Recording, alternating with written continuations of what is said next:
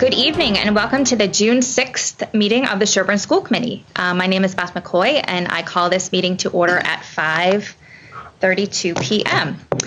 We are pleased to hold this meeting in person at the Dover Sherborn Middle School. We're also live streaming via DSC TV and we will have a Zoom option for community comments only. I'd like to first welcome our new member, Becca Hammond. Thank you. Welcome to the Sherborn School Committee. We're very excited to have you. Me too. I had the opportunity to meet with Becca a few weeks ago and talk about her role on the committee, and she is registering for the charting the course workshop. And so that'll be the fast and furious, everything you need to know about serving on the school committee. And then the three buckets, obviously, that the school committee is responsible for between evaluating the superintendent, policy, and developing a fiscally responsible and supportive budget. So more to come on that, but welcome. Thank you. And feel free to ask questions along the way, and we're going to do our best to explain as we go too. Perfect. Seeing that you are new to this process. At this point, we need to reorganize ourselves because we have a new member and we currently do not have a chair or secretary. So I'd like to call for a nomination for chair of the Sherborn School Committee. I'd like to nominate Dennis Quant. Dennis Quant. I'd like to second that. Second. Thank you, Christine. Any discussion or questions? All in favor? Aye. Okay, so unanimous vote. Congratulations, you are the chair. All yours. Deep breath, right? Thanks, everybody. Welcome again, Rebecca. Thank you for agreeing and running through the election process to be here and support us and sort of the administration and the entire school district. It's very important work and appreciate you leaning in to help out. Excited to be here. Good. So the agenda was posted online. I think as part of the reorganization, we have to nominate a secretary as well. So I would call for a motion to nominate Christine Walsh as the secretary for this coming year. Second. Any questions? All those in favor? Aye. Unanimous. All right. Congratulations. Congratulations to you. Great. Community comments. So I don't know if we have anybody online or if there's anybody here that would like to provide any commentary. Community comments? Yes, we do have somebody. Okay, so yes, you'll have to read the preamble. All right. So before we do the community comments, I've got a preamble that I will read. Oh, it's okay. Can they hear me all right? Is that? Can you hear okay?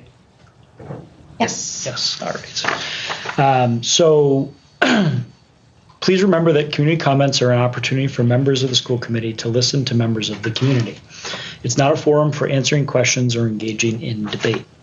We respectfully request that you please make your comments brief, no more than 3 minutes, and that you move the discussion forward by adding new information. Please try to avoid repeating points that have already been made. Once the public comment section of the meeting has been concluded, we will move on to other business, and unsolicited comments from the community will no longer be permitted. This is standard operating procedure for school committees meetings across our 3 districts. I think we have. Do you have volume? I think we have volume. Can you try to talk? Oh. Sorry, technical issues. One moment.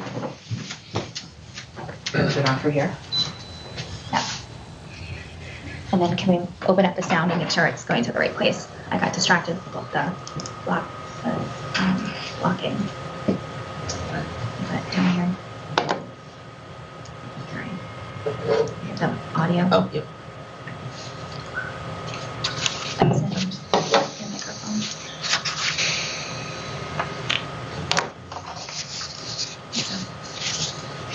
All right, try now. Hello? There you are. Oh, we got you. You got me? Yes. I'm so sorry. I couldn't make it there in person in order to get to my next meeting, so I had to zoom in. Sorry for all the technical stuff. Oh, no, it was on our end. When you're ready for me to begin, let me know and I'll announce myself. Yeah, so before any comments, just please provide your name and your residence or address, please. Go ahead. Am Go ahead. Julie Dreyfus, 1 Mill Street, and while it'll be clear, I'm speaking tonight as a parent and a resident.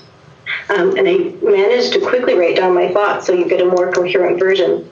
I'm here tonight to advocate for the addition of a 4th section to the current 2nd grade class as they rise to 3rd grade. Looking at the current enrollment for the 23-24 school year, we are faced with uncertainty. The question is, coming out of COVID, how do we best deal with uncertainty? And I suggest the answer is to invest in resilience. We know the class size for the rising 3rd graders is close to the threshold previously acknowledged as a maximum, where learning suffers beyond that point. What we don't know is how many students will join us over the summer or even during the next academic year. It may be that we will be able to squeak by. I don't believe that should be our goal. I think we should invest in an environment that gives our teachers the time and bandwidth to best support these vulnerable learners who are so impacted by the necessary precautions associated with COVID. What I'm advocating for is not exceptional. In fact, it has been practiced before. Last year, as our 2nd grade class approached the class size threshold, the decision was made to expand to a 4th section in their 3rd grade year. For reference, the enrollment to date for the rising 4th grade class is just 4 students more than our rising 3rd grade class. The decision last year was not made just due to numbers, but in response to the needs of the cohort as they too began recovering from the impacts of COVID. As a parent, I'm requesting the same support be given to our rising 3rd graders. Now is an important moment in both their social and emotional learning development and academic development to give them a tailored support and attention they need as part of their pandemic recovery. This is in keeping with all the amazing efforts our school has made to support our students impacted by COVID. And I stopped writing there because I ran out of time. Thank you. Thanks, Julie. Thank you. Was there anything else, Ted? Any other community comments from our Zoom participants? No? All right. Anybody else? No? Perfect. All right. We appreciate that. Community comments are sort of now closed for this portion of the meeting.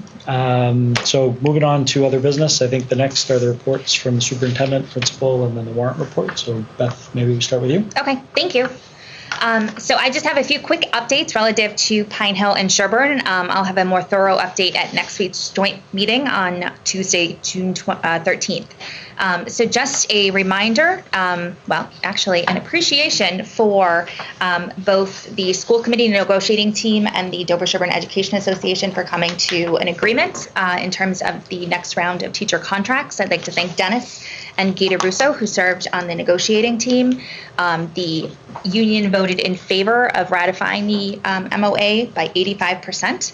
And we will be presenting that to you next Tuesday at the joint meeting for a vote. We also, Dawn, I've been working very closely with, and I so much appreciate her partnership on negotiating the other 4 contracts for our associations. That includes our custodians, our educational assistants, our admin assists, and our food service staff. And we have settled 3 of them, and we are nearing the end of settling the 4th. So we're hoping to bring those forth to you next week as well for a vote. As you know, as elementary parents and caregivers, we have a new middle school interim principal coming on board, which is obviously of interest as your children grow up and move up to the region. So Ms. Ann Dever Keegan will be joining us from the high school, moving into the interim principal role. And we have posted her position at the high school. Mr. Smith will be giving an update tonight to the regional school committee, and we can certainly share an update with you once it's public. But I just want to reassure the district that the timing of this decision that Mr. Lawrence stepped down was difficult.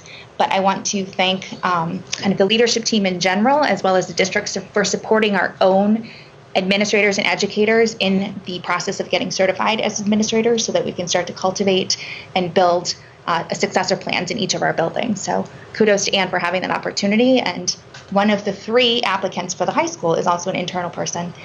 They're all 3 internal people. So again, showing that we tend to create from within and develop leadership opportunities for our own.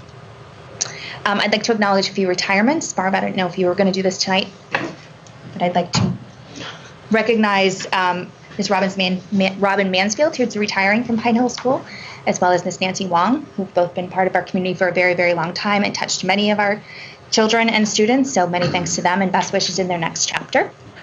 Barb has been busy with her team bringing on board new hires, and I have the opportunity to meet them as their last stage of the interview process. And I'm so excited about the vision and the energy and the enthusiasm that our new educators are bringing on board. So thank you, Barb, to your team for selecting the best and the brightest to work with our kiddos. An update on the HR director. So Dawn and I sat in along with Judy Miller, Dr. Brown, and Carl Valente from Dover Townhouse, and interviewed 2 finalists for our HR director position last week. We are currently checking references on those 2 finalists, and we'll be making a recommendation soon, and hopefully be bringing someone on board this summer to help us onboard our final staff as we move into the school year, and then start to streamline some of our processes and get us up to date, and provide obviously the best human resource service to all of our educators and employees. The goal is to have that individual start by July 1st. July 1st, ideally, not by the end of July. End of year activities continue. As you saw, some of us have participated in sack races during field day. But thank you again to Barb and all the educators for giving our students so many end of year activities to look forward to, providing joy at the end of a meaningful year of learning. As you walked through here, you saw the middle school art show. So many more to come in the next week and a half. So thank you for all the effort that goes into that. And just lastly, even though this doesn't touch Pine Hill specifically, I do want to acknowledge the 149 graduates who crossed the Dover-Sherborn High School stage last week. Almost half were from Sherborn.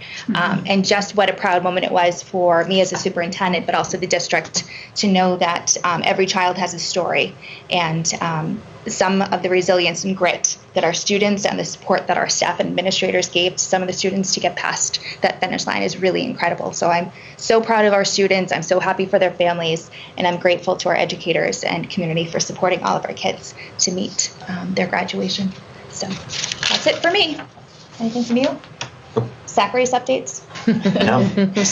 Go quick and short jumps. Benny, 5th grade field day is next week, so now that you're warmed up, that's your real competition. Next time, and then it'll be on. And they get into some water activities. So. Thank you. Apparently bathing suits as well. So thank you.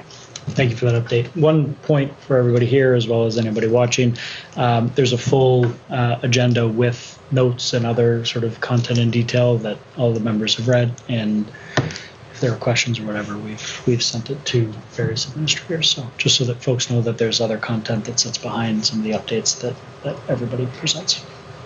Dr. Brown. Thank you. My principal's report this month, I wanted to lift one example of the way that we are working to integrate technology science to bring innovation and design process and inquiry and STEAM connections to our learning per our school improvement plan and district goals. So when Beth was assistant superintendent, she had the foresight to connect our tech integration teachers with something called Project Lead the Way. And training ensued and materials have been acquired. And this year we stuck our toe in, and I shared a little bit of information about, I intended to include the link if you wanted it. I don't know that I did that. But Project Lead the Way is one way to connect hands-on, experiential problem, real-life problem-based learning to our students using their engineering principles, their technology sciences, and math and science connections. So it's a structured curriculum that is intended to complement and dovetail to related topics that we teach in other areas. So I gave an example of our fourth graders in their geology unit taking their learning deeper, further this year with the collaboration of Teresa Baname, technology teacher, and of course the fourth grade classroom teachers. And they used to look at rock formations, and this year they took it further with looking at how the effects of plant growth due to rock formation and acid rain. So they created these scenarios in the classroom. There's rock formations and acid rain and how plants affect rock formation and acid rain affects rock formation. So again, just one little example. This is something we talk a lot about at our school advisory council, ways to take learning to more innovative and cross-content thematic, make it more purposeful and engaging for students. I also talked about the Center for Resiliency, which was a new level of intervention that we started to provide this year at Pine Hill School. We called it a pilot. We've talked a lot about our MTSS structures, how we provide different levelized intervention for students who aren't making effective progress in academic or social emotional areas. And the Center for Resiliency, which is modeled after our middle and high schools' BRIGHT programs, their bridge programs, which nationally is modeled after something called the BRIGHT program, provides us thinking and resources about how to make sure that we are supporting children in the moment if dysregulation due to behavior, due to social skill deficits, due to anxiety. We see a lot of dysregulation due to anxiety these days. Students who aren't able to access learning in the moment in their classroom and need a place to go to be cued through the strategies to get themselves back to a place where they can get into the classroom. That, of course, is paired with our school counselors and psychologists and consultation with behavior consultant and engagement with family partnerships. But I wanted to talk a little bit about how we've grown that program this year. Like all startups, we have growing pains and things we don't necessarily anticipate. And as we launch into next year, year two, we feel that we have a really strong understanding and framework for how to provide that right balance of TLC, explicit skill and strategy instruction, and that little amount of tough love so that students aren't enabled to miss the heart of learning that happens in classrooms. So we have about 10 students all told at any given time that access this level of support. We certainly would never provide this level of support without partnerships and agreements with families. There's data collection. We've just recently exited 2 children from needing this level of support. So it's intended to be a short-term or medium-term kind of intervention for students. So. I also talked about, I provided an enrollment update based not on our projections, which John has nicely forecasted in all of our budget reports, but every child that I currently know about who is planning to attend Pine Hill School next year. So the numbers in front of you account for our known out-migration, our known in-migration for students who are officially registered. You see my little footnote where first grade is the charmed year so far, this charmed grade level so far this year with what I mean by +6 pre-registered are families that have been in touch with us. They're planning, they're in the process of purchasing a home or acquiring residency, and it's not official yet. So I like to count them, but I obviously they need to meet the criteria of residency and so forth before they're officially enrolled. So I wanted you to have that information. And you can see the plethora of activities that have gone on.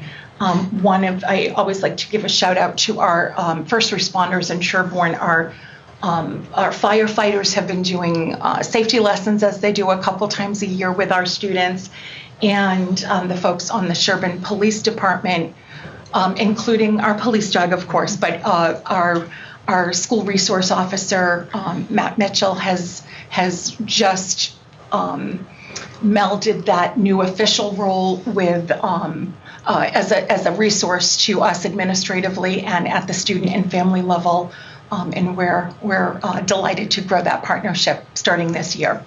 So lots of great community energy that benefits all of our students. So thank you. I'm happy to answer any questions. Dr. Brown, how would a student or a family go about accessing the center's help? We have what we call student support teams, where teachers are able to access a group of colleagues to brainstorm about instructional strategies and ways to better engage and support student learning. So that's a think tank that's available to teachers on behalf of any student that when teachers are starting to feel depleted of the tricks up their sleeves, so to speak, that's a place where we talk about individual students and their growth.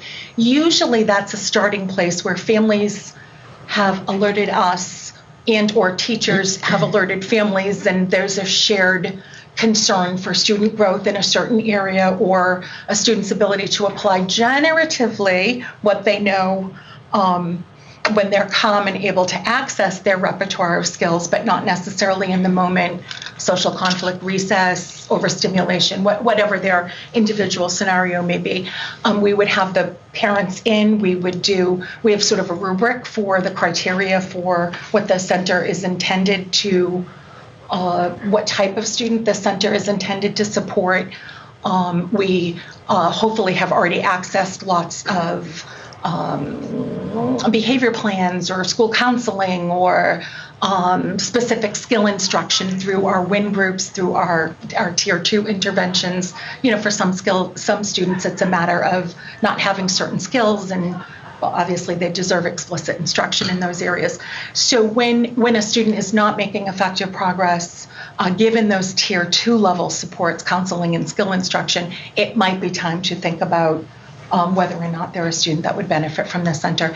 And sometimes it's students that are school avoidant or withdraw into themselves when they get to a place of dysregulation, or maybe act out in a way that's disruptive or attention seeking, or just trying to communicate and get needs met in a way that's not the most optimal pro-social skills.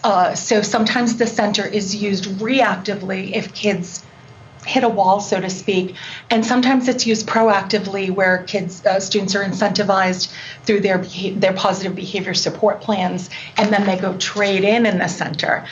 Some kids like to eat lunch in the center, and we never want to exclude kids, obviously, from accessing the grade level experiences, but for some kids, the lunchroom can be a little stimulating, or they're not yet equipped to navigate their peers, and it feels more comfortable to check in with an adult at that time.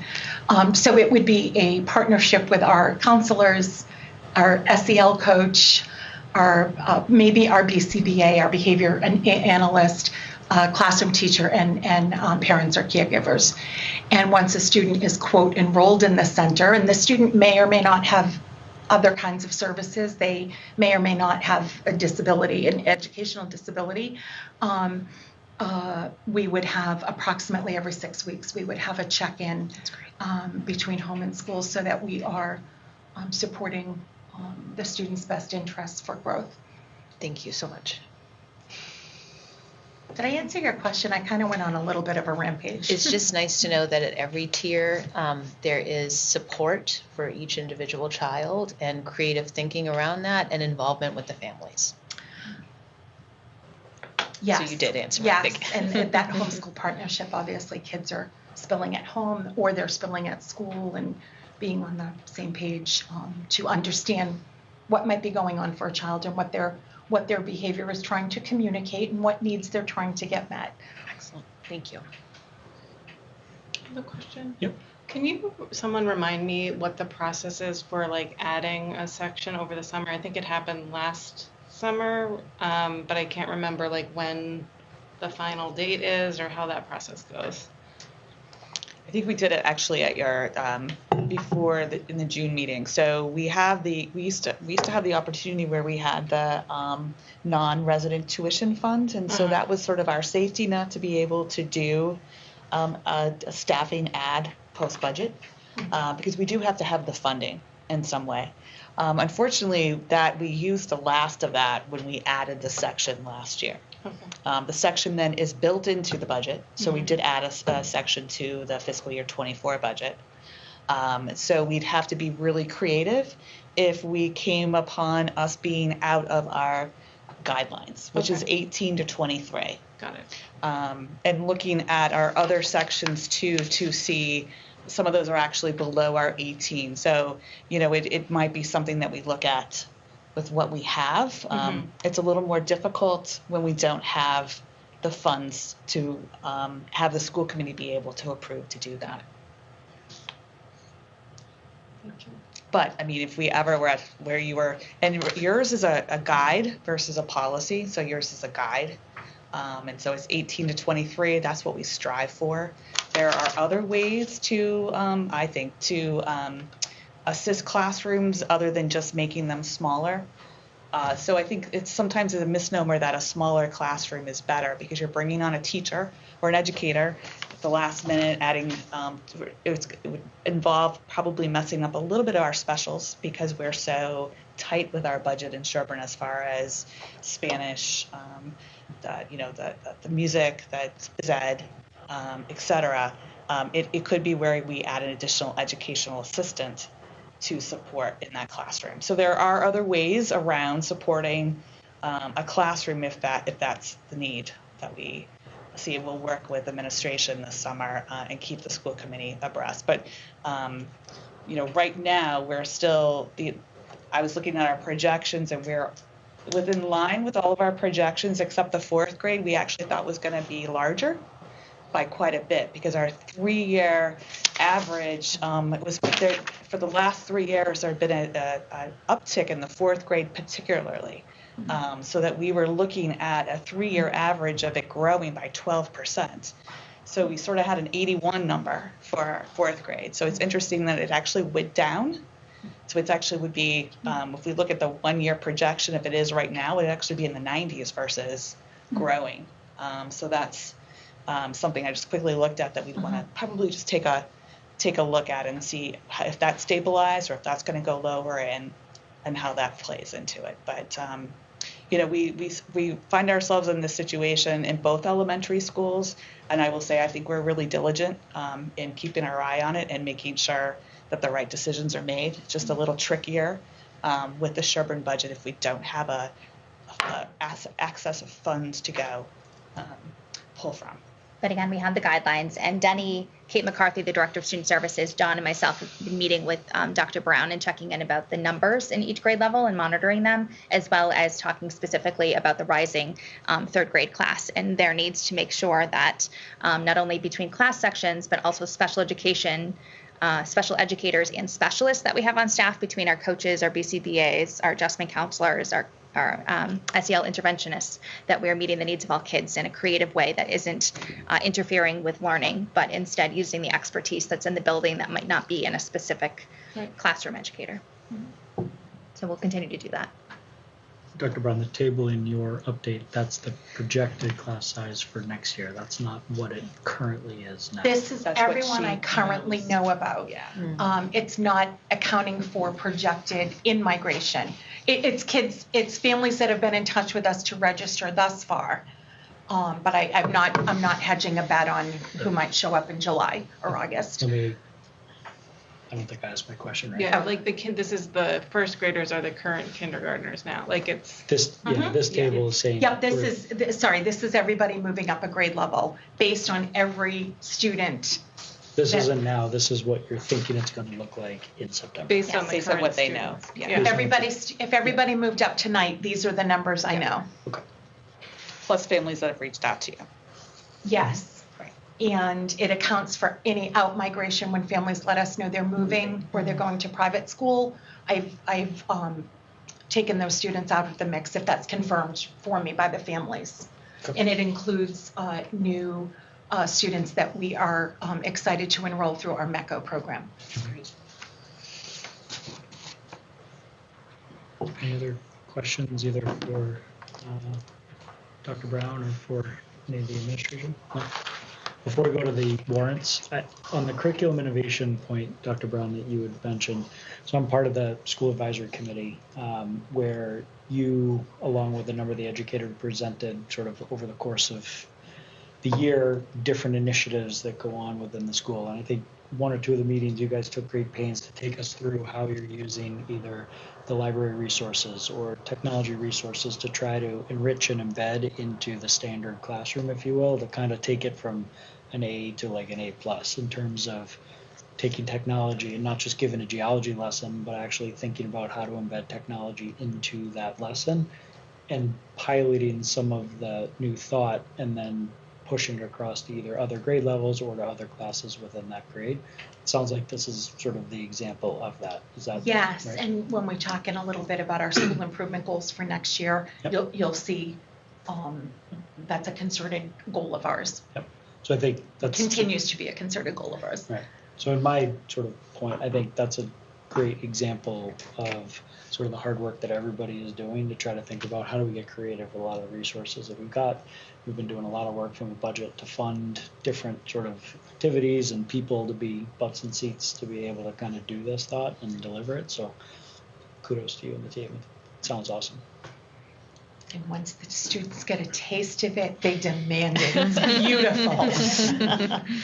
They're going to learn come hell or high water, right? Yeah. Awesome. Warrant report. Mr. Torrey. Yes. For Becca, for the new members, we bring forward to the school committee every meeting the warrants that we've processed for payment. So it's all the bills that we pay on behalf of the school, and they're signed by one of the school committee members. So Amanda, I guess, is you'll do a transition and teach Dennis sort of the tricks of the trade and where to stop by town hall to sign both the accounts payable warrants and the payroll warrants. So we present, because we followed the municipal modernization law that allows one signer. It used to be three. And so because of that, we do let the school committee see all the warrants that are signed on your behalf by your one designated member. And it covers all the different, so the general, when you see a general fund, that's sort of the operating budget of Pine Hill directly. You see food service because you have a cafeteria. And then we have grants. That's where you see the Title I, Title IV, and then our out of district circuit breaker fund. So you'll learn more about that as we go through the financials, but we sort of do segregate the warrants by where the money's coming from. There's a quiz on the difference between grants, Got my notes. I'm ready. grants and circuit breakers after you're charting the course. If you can figure it out, Exactly. Yes. It takes a little while to get on the bandwagon for a circuit breaker for sure. So. And moving into your monthly financial report, so we do run a running report. So in bold, I'll put new information. So as we get to this time of the year, luckily there's not a lot of new information. That's a good thing. It sort of gives you the story of where our operations have taken this year. So the only new information is I'm just sort of continuing to say that we do have a little bit of a small deficit in our operating budget. I think it's about 16 or 18,000 right now. We do have some POs encumbered though, so there are expenses encumbered that we haven't incurred yet. And as we get to the end of the year, there's some services that we hopefully didn't have as many as we thought. Some of the tuitions for our out of districts, once we come to the end, you'll find out that maybe we encumbered a little bit more. So I'm hopeful that when we start closing everything out, we'll have just maybe a small deficit that we need to deal with, and that's where we can go pull from. Luckily, we still have ESSER funds, can pull from ESSER or for some other things. So we're working diligently in the business office just to keep our eye on that. The town, as you know, appropriated an additional $300,000 for the budget this year. So when you look at your number, you can look at the 300 minus 300. That's the amount that we're going to have to figure out on our own. Any questions on sort of the monthly statement. Okay, so then we start looking at a little bit about 24. We just talked about enrollment, but as right now looking at the budget, we are in our guidelines, so there's no new recommendations for altering the 24 budget right now. Just looking at, as you know, we had out of district overage this year. So if we look right now, where do we look for fiscal year 24? Well, we probably are fairly stable. We do have 1 or 2 anticipated placement changes. So that's where students might need to go to a different school. So that's an unknown for us, whether or not that would be a reduction or an increase. But that is not as dramatic as if you had a new placement. So, but as you know, every day can change. The other good news, I think, is there is a lot of discussion on Beacon Hill about helping financial relief from the 14% increase. And so one of the proposals that's floating out there is that they would do supplemental appropriations for, say, the difference between what's a normal increase and what the 14% is. So they were looking at making school districts cover, say, 2 to 3, and they would try to make up the difference between the 3 and the 14. Just to give you an idea of what that could mean for Sherborn specifically is I would say about 75,000 was over your typical rate increase. So if there are some supplemental appropriations, and that's the method they use, we could maybe see 60 to 75,000 additional help to help fund that. So that would be great news. It's a huge issue for so many school districts. So I do think it has momentum to get some kind of financial relief. So we'll keep you updated on that.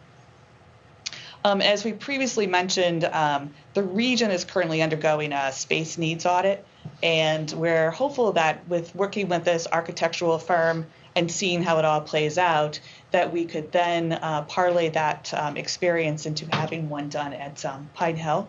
They do them for different reasons. It'd be a little bit of a different space needs, because what they would also do is they come in and they would assess the building itself. So not only looking at space, but also the building and its age and the operating systems. And so that's something that would probably be the first step that we'd want to undergo and have some information to take to the town regarding the future needs of a building for Pine Hill. So that would be a great starting point for us. So I think we want to get our experience with this firm, with what their product looks like here, and then it would be a great relationship that we could continue on, and we can bring a proposal to the school committee. We could use the building fund, revolving fund, to sort of fund it. So it gives you that flexibility to do it without being in the budget. And this is just a footprint audit. This is not cooling and other needs. No, I think it would give you the outside evidence that you would need that the building probably needs to be replaced. And the upcoming costs and investments might not be worth the investment. Right. Yeah, the investment. The aging structure may not be worth renovation, but on top of that, they would also say, is it the right space for current education? So it's not just you have 35 rooms and that supports X number of kids. It's also thinking about, the size, is it fit for purpose for what we're trying to do in terms of educating for and so that's a little bit more of what we're doing here. Can we repurpose some of the spaces that we have to use them in such a way that how education is being provided now? So I always think I use this space as an example.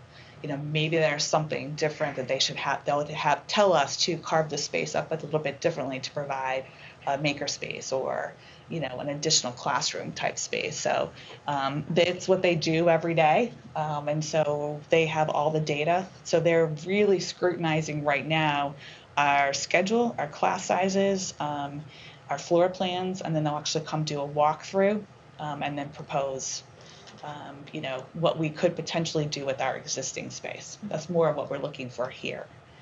The Pine Hill would be a little different, but they have they have a cafeteria menu of things that you can pick as far as what kind of work they would do. But to be clear, this is being done at the region right now, trial run, if it goes well and whatnot. It'd be something that we could, right. Think about Yeah. from a Pine Hill. And I would say probably like in the December, January timeframe is when we would probably propose something to the Sherborn School Committee of moving this along. It is, the work here is about an 8 to 10 month project timeline. Just that's normally what they do. So if we could get something kicked off the first of the calendar year, that's what we'd sort of be looking at. And the last point, so we did have a couple hot days, and so we've been talking about cooling strategies. So we did try something new, and so I've provided a picture of sort of they're cute little robots of what we were able to quickly sort of acquire and get installed at Pine Hill. So we did 8 units, 3 in the auditorium, 3 in the library wing, and then 2 that were at least just blowing cool air down hallways with doors open and fans going to sort of bring it in. The auditorium I checked in with Peter Gemlith, the head custodian, on Friday around noontime to read where temperatures were. The auditorium was about 76 degrees, but at that point they still had the doors open into the cafeteria. So that was sort of probably diluting a little bit of the cold air. Had we had those doors closed, that room probably would have definitely gotten cooler, but at least that was a comfortable space and there was some cool air going into the cafeteria. The hottest room at noontime on Friday in the library wing, which is where our hottest classrooms are, was 84 at noontime. And I know it did go up a little higher, up to 2 o'clock. But I think at least there were more spaces than normal to have a cooling trip or how they use those spaces. So we have some other ideas that we obviously didn't have in place to implement at this point in time, but we're going to try a couple of things this summer and try them out in the summertime so that if we do need to implement some of this, it's already been tested and we know what we're doing and we'll just bring in the rental. So we'd already planned on doing a different kind of install trial run this summer. This was something different, but it was something we could turn around really quickly and get done. So hopefully it was of some benefit to the students and staff in the buildings. It certainly was stimulating to our students. By the end of the day, they had made big eyeballs that they taped on these machines. And exactly. So I don't know what it's kind of like a methodical. It's not like you going in and saying, I think one goes there and one goes there. It's looking at the building, thinking where it's hot, and then this company kind of fits for purpose. Yes, they actually have a cooling sort of strategy department that we worked with. And so they came out and plotted it out, gave us a quote, and were able to immediately deliver the equipment the next day. So we sort of gave them. The library was definitely one of the spaces that we know that we wanted to, and that's where we have plans for putting a larger unit on the outside and piping the air in. But there takes a little bit more retrofitting to the building. So those are some of the little pilots we want to do this summer. It's worth just the investment to try it out, see how it works. And like I said, then if we come and we have a warm opening to school, then we'll just bring it in. And there is a huge benefit to renting on a monthly basis versus a weekly basis. So it would make sense that we could bring it in for a month to cover sort of that. So the 5,000 was for basically a week. The week. Yeah. And you can tell by these pictures, Dennis, that this particular unit had to be vented either out a window or up through our ducts. Mm-hmm. So location was strategic. Mm-hmm. And of course, our electrician was there to make sure, because we sometimes blow fuses at Pine Hill. So it was a very coordinated effort. Right. And our electrician's been good to us because this happened on Friday, but we did lose some water pressure with our well, which we initially thought was the pump, but it turned out to be the electrical feed from the pump into the building lead. And so if you were at the playground right now, you'll probably see there's an above ground electrical conduit going in, and we'll have to put it underground. But our Electrician was there to help troubleshoot on Friday. We ordered a pump. Another one of our vendors actually went and picked it up and had it delivered on Saturday, but it turned out not to be the pump.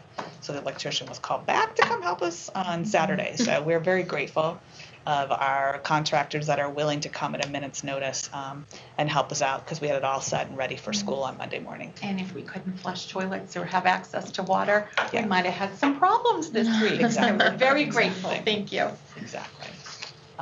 So that is my monthly report for you, and hopefully we'll close out the year, and that's what we bring to you in September is June 30th closed out.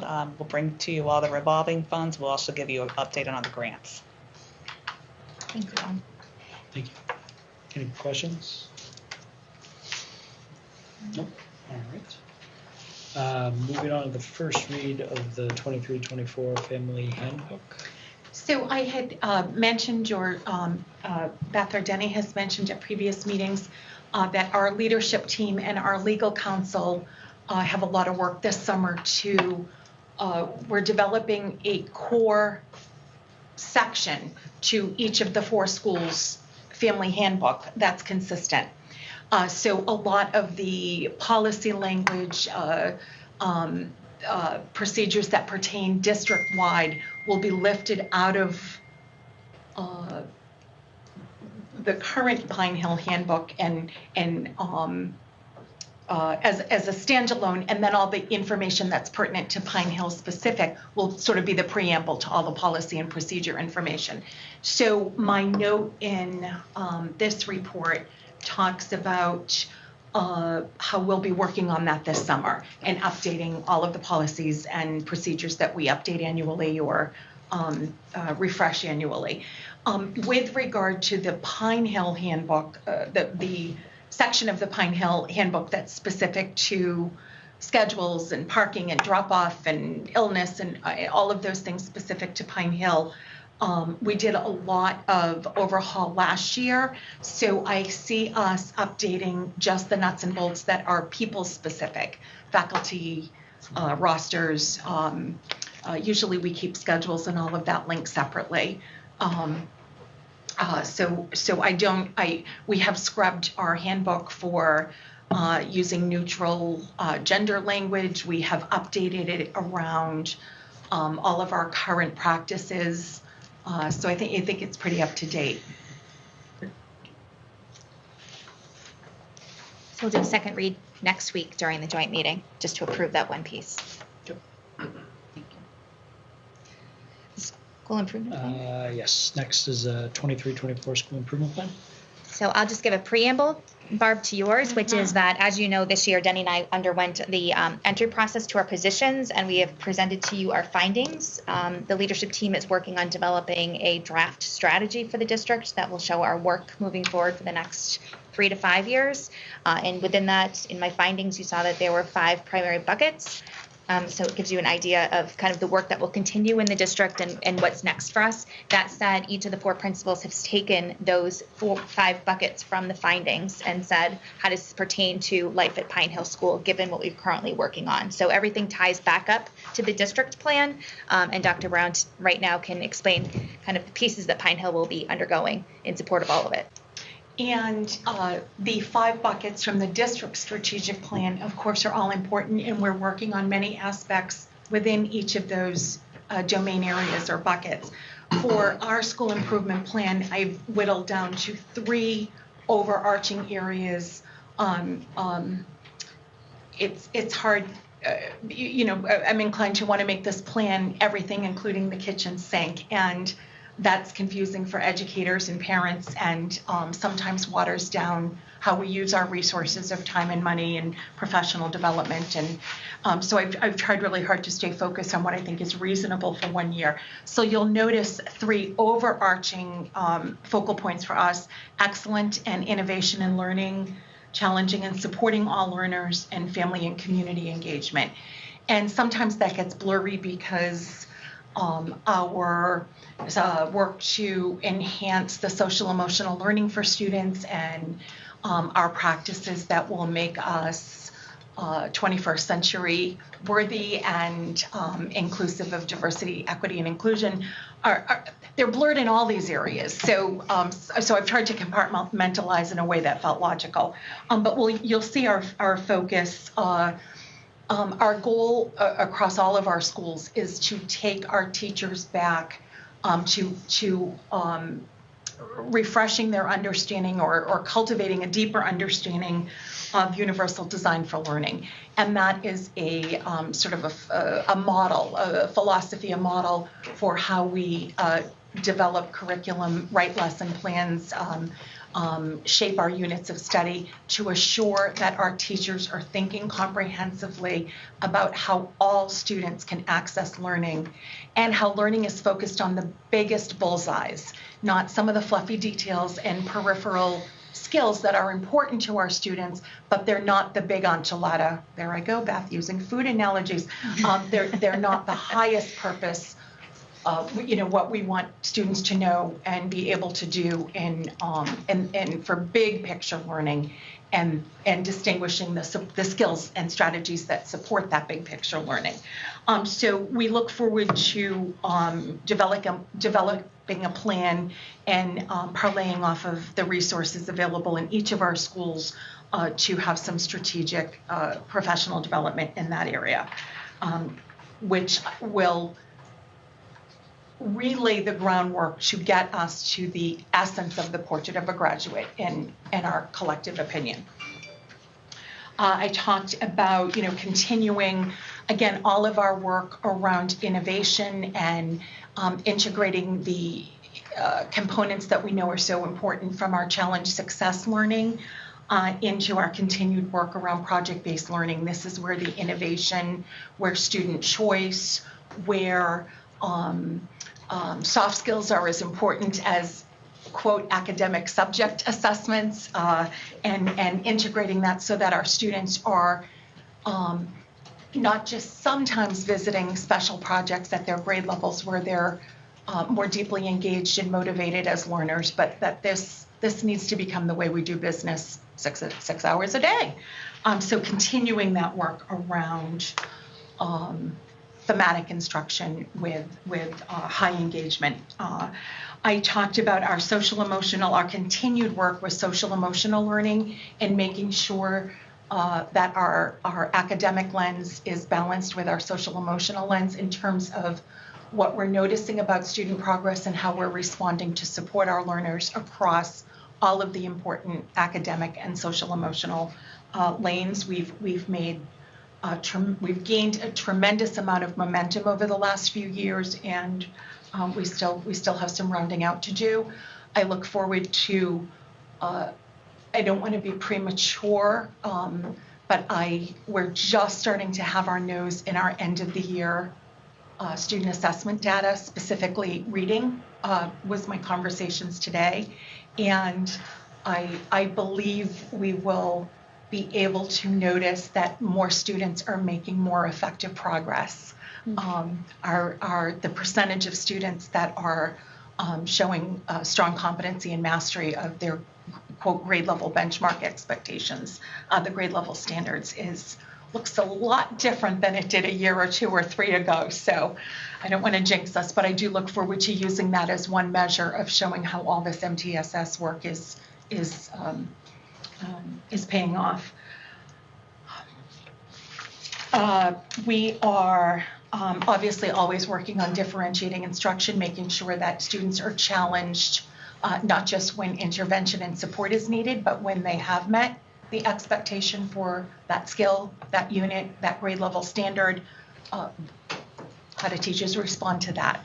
Very important with our cohorts of student learners who are ready to lead quickly. Family and community engagement, this has been a focal point for our school district, and we continue to have areas to improve upon. We're excited to roll out a new and improved website. We're excited to expand the social media and other forms of communication that we use to reach families.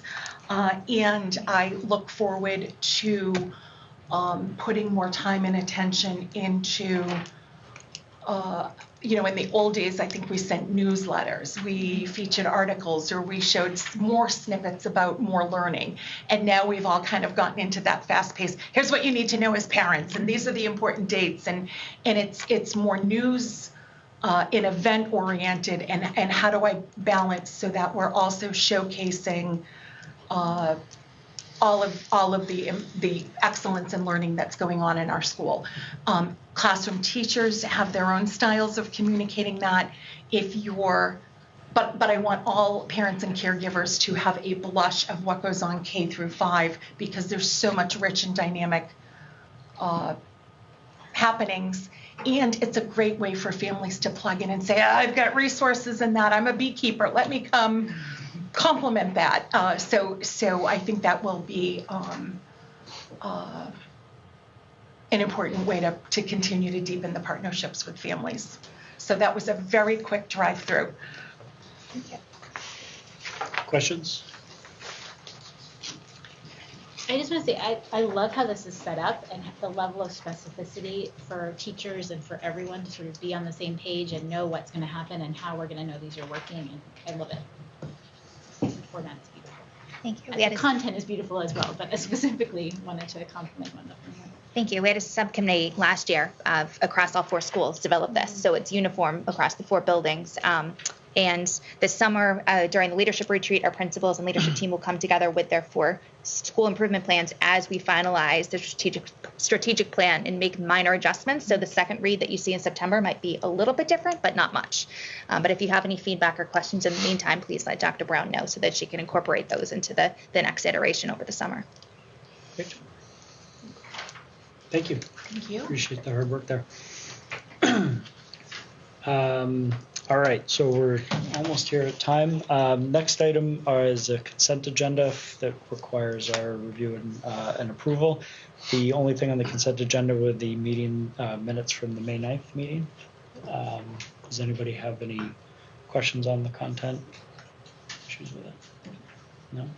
I guess I'd invite a motion to approve the consent agenda, which includes the meeting minutes from May 9th.